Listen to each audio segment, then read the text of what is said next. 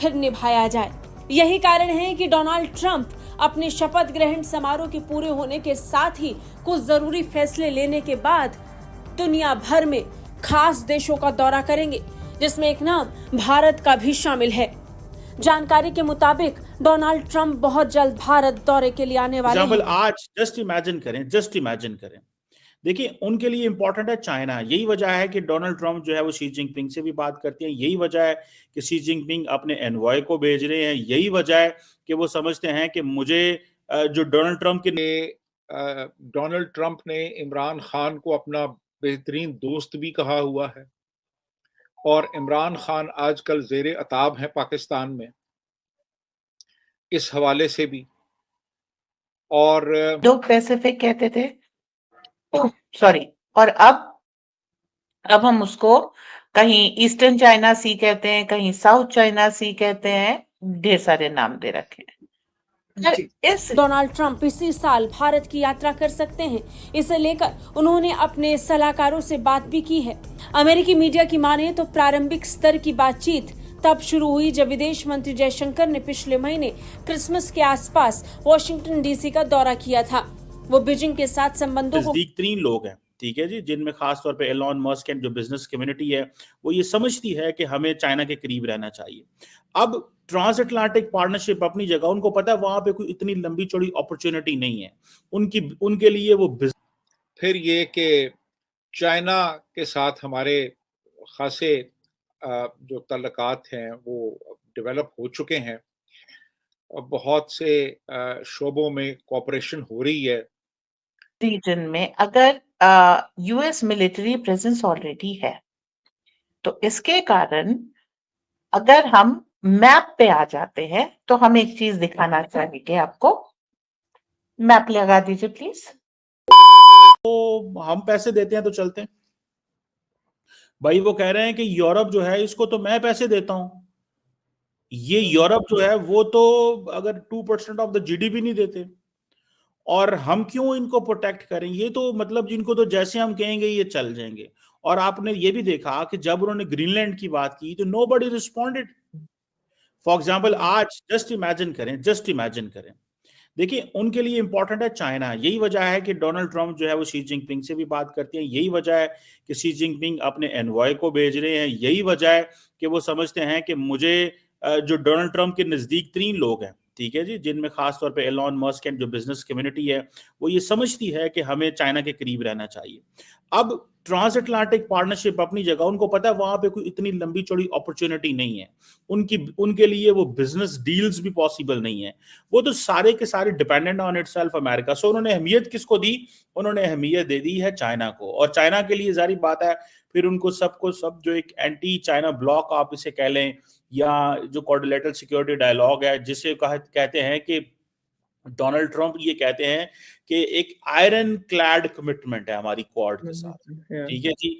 सो ये जो iron clad commitment है इसमें वो सारे के, और मजे की बात है कि जितनी भी ट्रंप एडमिनिस्ट्रेशन है, पर्टिकुलरली सेनेटर मार्को रूबियो, ठीक है जी, वो जो सेक्रेटरी ऑफ स्टेट जो है वो उनकी कंफर्मेशन होने वाली है, वो भी जारी बात है क्वाड मिनिस्टर से मिलने जा रहे हैं। सो इसीलिए इन्होंने बुलाया है। So everything is about China, everything is about Indo-Pacific, everything is about Malacca Strait, everything is about the communication lanes. So ये सारी की सारी जो एक जिसे कहते हैं ना कलेक्टिव कमिटमेंट दिखा रहे हैं इंडो पैसिफिक के लिए। और यही वजह है कि डोनाल्ड ट्रंप जो है उसके लिए एक रिडल है चाइना। वो चाइना को नहीं समझ पा रहे। डोनाल्ड ट्रंप का ये है कि Donald Trump is tough on everybody accept China.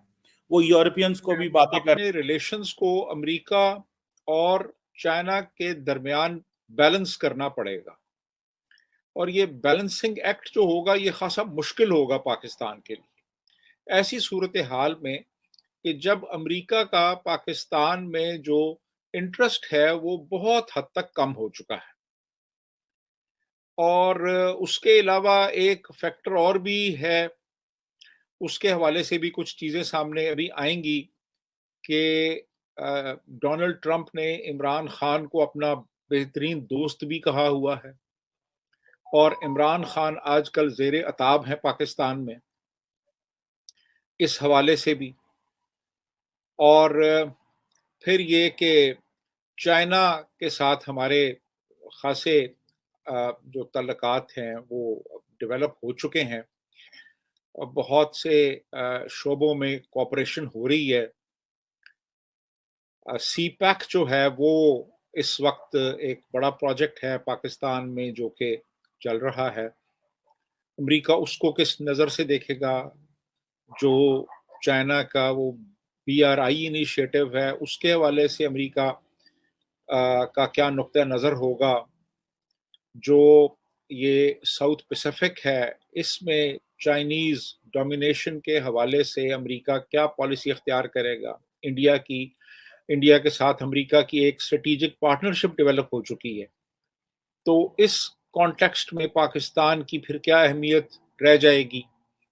तो ये सारी चीज़ें जो हैं ये अभी देखने वाली हैं, लेकिन ट्रंप ने पाकिस्तान के हवाले से खुल के अभी तक कोई ख़ास बयान दिया नहीं है। तो अभी ये आज वो हल्फ उठाएंगे तो उसके फिर अभी अगले चंद दिनों में हमें क्लियर कट उनकी जो पॉलिसी है या जो उनकी प्रायोरिटीज हैं यहाँ पर पहुंचे हुए हैं, ऑलरेडी मौजूद हैं और ये मीटिंग को काफी अहम माना जा रहा है। आप इसको किस तरह से देख रही हैं? क्या कुछ हमें इस मीटिंग के बाद हमें डेवलपमेंट्स नजर आएंगे? क्वाड एक्चुअली कहा जा रहा है कि नॉन मिलिट्री है, पर इसके बहुत दूरगामी परिणाम है। क्वाड है कहाँ?